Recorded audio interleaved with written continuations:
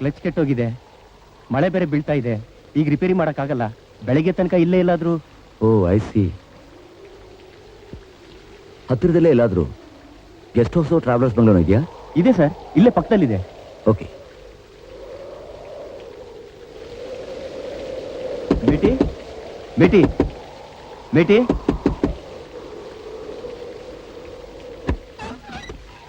Room ಇದೆಯಾ? ಇದೆ, ಬನ್ನಿ. ಸರ್, ರೂಮ್ ಇದೆಯಂತೆ. ನಾನು ಕಾರಲ್ಲಿ ಮಲಿಕೊಳ್ತೀನಿ. ಓಕೆ, ಬನ್ನಿ ಸರ್.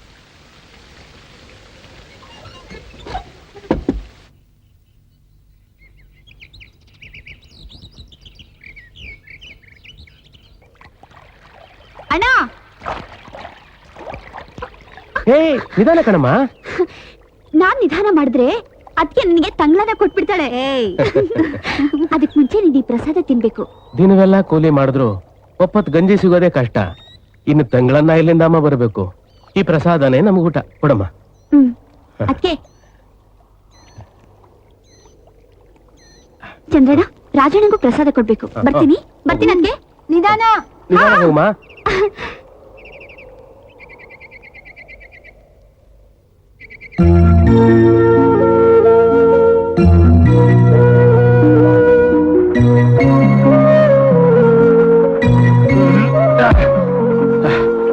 ರಾಜಣ್ಣ, ಏನಮ್ಮ? ಪ್ರಸಾದ ಬೇಡಮ್ಮ, ತುಂಬಾ ಹೊಟ್ಟೆ ಹಸಿವಾಗ್ತಾ ಇದೆ.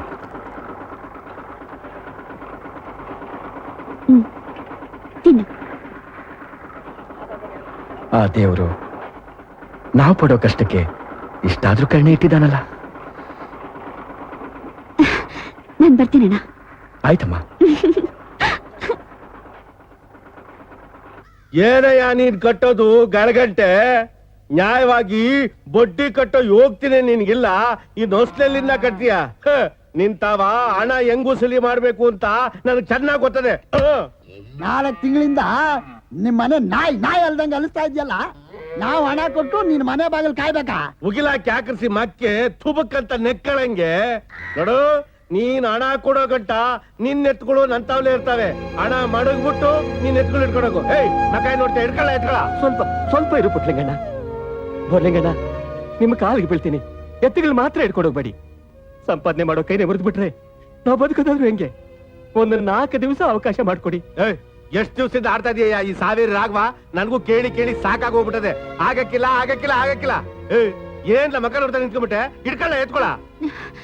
ಬೋರ್ಲಿಂಗಣ್ಣವ್ರೆ, ಅಪ್ಪ ಹೇಳ್ತಾ ಇದಾರಲ್ಲ, ಇನ್ 4 ದಿನದೊಳಗೆ ನಿಮ್ ಸಾಲ ಬಡ್ಡಿ ಸಮೇತ ತೀರಿಸ್ತಾರೆ.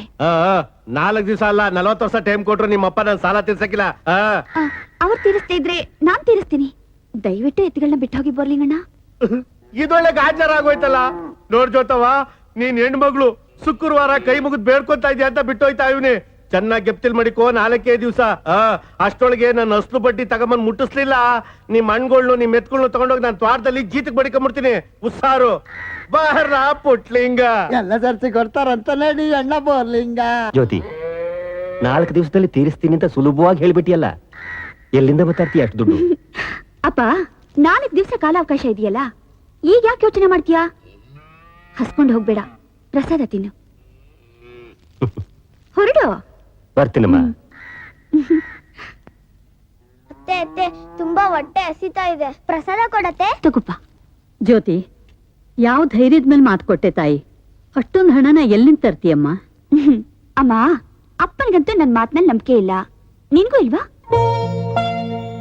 ನೋಡಮ್ಮ, ಪ್ರತಿದಿನ ಮುಂಜಾನೆ ಎದ್ದು ಹಾಡು ಹೇಳಿ ಆ ದೇವರಿಗೆ ಸೇವೆ ಮಾಡ್ತಾ ಇದ್ದೀನಿ.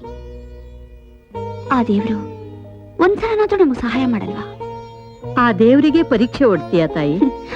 ಪರೀಕ್ಷೆ ಅಲ್ಲಮ್ಮ, ಆ ದೇವ್ರ ಮೇಲೆ ನನ್ಗಿರೋ ನಂಬಿಕೆ. ತಗೋ.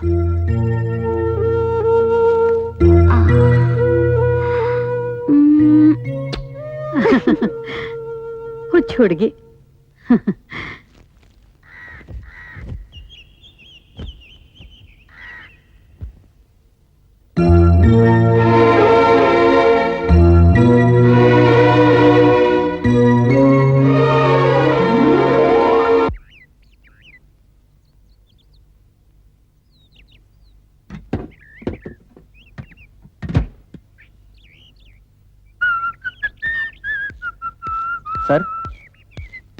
Car ready sir.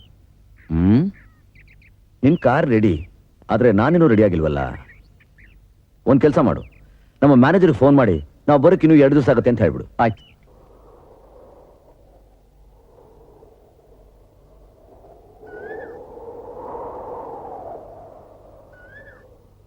ಹಾಡನ್ನ ಅರ್ಧಕ್ಕೆ ನಿಲ್ಲಿಸಬಾರ್ದು ಜ್ಯೋತಿ ಅವರೇ.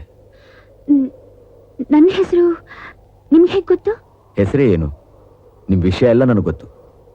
ಸಭ್ಯತೆ ಅಲ್ಲದೆ ಹೋದ್ರು ನಾನು ನಿಮ್ಮನ್ನು ಹಿಂಬಾಲಿಸ್ತೆ. ನಿಮ್ಮ ಗುಣ, ನಿಮ್ಮ ನಡತೆ, ನಿಮ್ಮ ಹಾಡು, ನಿಮ್ಮ ಭಕ್ತಿ ಎಲ್ಲಾನು ತಿಳ್ಕೊಂಡಿದ್ದೀನಿ. ನಮಸ್ಕಾರ ಚಿಕ್ಕ ಯಜಮಾನ್ರಿಗೆ. ನಮಸ್ಕಾರ.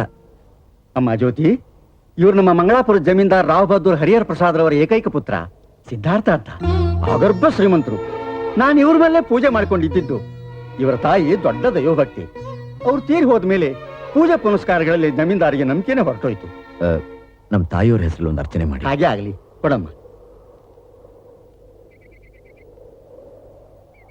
ಜ್ಯೋತಿ, ಹಾಡಂತೂ ನಿಲ್ಲಿಸ್ಬಿಟ್ರಿ, ಕೊನೆ ಪಕ್ಷ ಮಾತಾದ್ರೂ ಆಡ್ಬೋದಲ್ಲ. ಹೋಗ್ಲಿ ಬಿಡಿ, ನಾನೇ ಮಾತಾಡ್ತೀನಿ. ನನ್ನ ಮನಸ್ಸಿನಲ್ಲಿರೋದು ನಾನು ನೇರವಾಗಿ ಹೇಳ್ಬಿಡ್ತೀನಿ. ನಿಮ್ಮ ನಿರ್ಧಾರನ ಯಾವ ಮುಚ್ಚು ಮೊರೆಯಲ್ಲದೆ ನೀವು ನಂಗೆ ತಿಳಿಸ್ಬೇಕು. ನಾನು ನಿಮ್ಮನ್ನು ಇಷ್ಟಪಟ್ಟಿದ್ದೀನಿ, ಮದುವೆ ಆದ್ರೆ ನಿಮ್ಮನ್ನೇ ಅಂತ ನಿರ್ಧಾರ ಮಾಡಿದ್ದೀನಿ.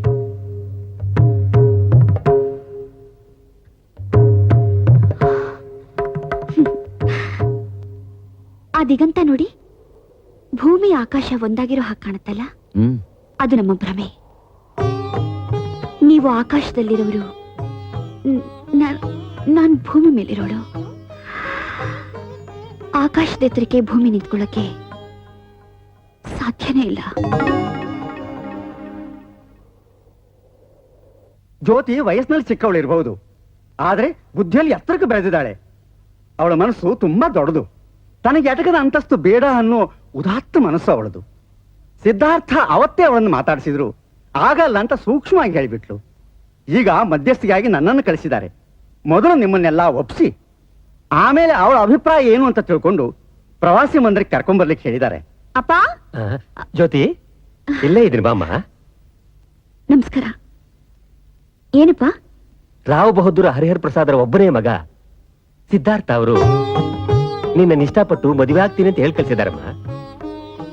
ಅಪ್ಪ, ನಮಗೂ ಅವರಿಗೂ ತುಂಬಾ ಅಂತರ ಇದೆ. ಅವರ ಅಂತಸ್ತಿಗೂ ನಮ್ಮ ಸ್ಥಿತಿಗೂ ಸರಿ ಹೊಂದಲ್ಲ. ಅದವ್ರಿಗೆ ಗೊತ್ತಿದ್ದೆ ನಿರ್ಧಾರ ತಗೊಂಡು ನಿನ್ನನ್ನೇ ಮದುವೆ ಆಗ್ತೀನಿ ಅಂತ ಹೇಳ್ಕಳ್ಸಿರೋದು. ಅವರು ನಿರ್ಧಾರ ಮಾಡಿರಬಹುದು, ಆದ್ರೆ ಎಲ್ಲದರಲ್ಲೂ ಅವರು ನಮಗಿಂತ ಮೇಲಂತಸ್ತಿನಲ್ಲಿದ್ದಾರೆ. ನನ್ನನ್ನೇ ಯಾಕೆ ಮದುವೆ ಮಾಡ್ಕೋಬೇಕು? ಅವರ ಅಂತಸ್ತಿಗೆ ತಕ್ಕ ಹುಡುಗಿನ ಮದುವೆ ಆಗ್ಲಿ ಅಂತ ಹೇಳಿದೆ ಅಷ್ಟೇ. ಜ್ಯೋತಿ, ಮನೆಗೆ ಬಂದ ಅದೃಷ್ಟ ಲಕ್ಷ್ಮಿನ ಬೇಡ ಅನ್ಬಾರ್ದು ಕಣಮ್ಮ. ಒಪ್ಕೊಳೆ. ಈ ಬಂಗಾರದಂತ ಸಂಬಂಧನ ಬೇಡ ಅನ್ಬೇಡಮ್ಮ. ಜ್ಯೋತಿ, ನಿನಗೆ ಸರಿಯಾದ ಜೋಡಿನ ಆ ದೇವರೇ ಕಳಿಸಿದ್ದಾನೆ. ಬೇಡ ಅನ್ಬೇಡ ಕಂದ. ಜ್ಯೋತಿ, ಚೆನ್ನಾಗಿ ಯೋಚನೆ ಮಾಡಿ ಒಂದು ನಿರ್ಧಾರಕ್ಕೆ ಬಾಮ್ಮ. ಇಷ್ಟು ಜನ ಹೇಳ್ತಾ ಇದ್ರು ನೀನ್ ನಿನ್ನ ಮಣ್ಣತನ ಬಿಡ್ತಾ ಇಲ್ವಲ್ಲ. ನೀನ್ ದಿನ ಪೂಜೆ ಮಾಡೋ ಆ ಶಿವನೇ ಅವ್ರನ್ನ ನಿನ್ನ ಮನೆ ಬಾಗಿಲಿಗೆ ಕಳಿಸಿದಾನೆ. ನೀನು ಸಿದ್ಧಾರ್ಥ ಅವ್ರನ್ನ ಮದುವೆ ಆಗೋದ್ರಿಂದ ನಿನಗೂ ನಿನ್ನ ತವರಿಗೂ ಒಳ್ಳೇದಾಗುತ್ತೆ ಕಣಮ್ಮ. ಹ್ಞೂ ಅನ್ನಮ್ಮ.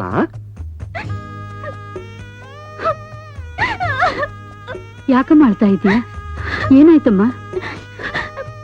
ಮದುವೆ ಮಾಡ್ಕೊಂಡ್ರೆ ನಿಮ್ಮನ್ನೆಲ್ಲ ಬಿಟ್ಟು ಈ ಊರ್ ಬಿಟ್ಟು ಹೋಗ್ಬೇಕಲ್ಲ ಅಂತ ಯೋಚನೆ. ಹುಚ್ಚ ಹುಡುಗಿ, ಹೆಣ್ಮಕ್ಳು ಯಾವತ್ತಿದ್ರು ಹೆಣ್ಮಕ್ಳೇನಮ್ಮ, ಗಂಡ್ಮಗ ಆಗೋಕ್ಕಾಗತ್ತಾ? ಜ್ಯೋತಿ, ಇಲ್ಲಿ ನೋಡು, ಒಂದಲ್ಲ ಒಂದಿನ ಎಲ್ಲ ಹೆಣ್ಮಕ್ಳು ತವರನ್ನ ಬಿಟ್ಟು ಹೋಗ್ಲೇಬೇಕಲ್ವಾ? ಈಗ ನಾನ್ ಬಿಟ್ಟು ಬಂದಿಲ್ಲ. ನೋಡು ತಾಯಿ, ಇಂಥ ಸಂಬಂಧ ತಾನಾಗೆ ಹುಡ್ಕೊಂಡ್ ಬಂದಿರೋದು ನಮ್ಮೆಲ್ಲರ ಪುಣ್ಯ. ಇದನ್ ಕಳ್ಕೊಂಡ್ರೆ ನೀನ್ ಜೀವನ ಪರ್ಯಂತ ಕನ್ಯೆಯಾಗಿ ಉಳಿಬೇಕಾಗುತ್ತೆ. ಒಪ್ಕೋ ತಾಯಿ. ಹ್ಞೂ ಅನ್ನಮ್ಮ.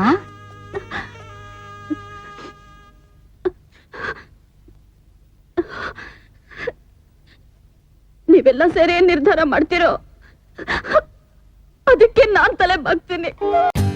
For more updates, like, comment, subscribe to our channel.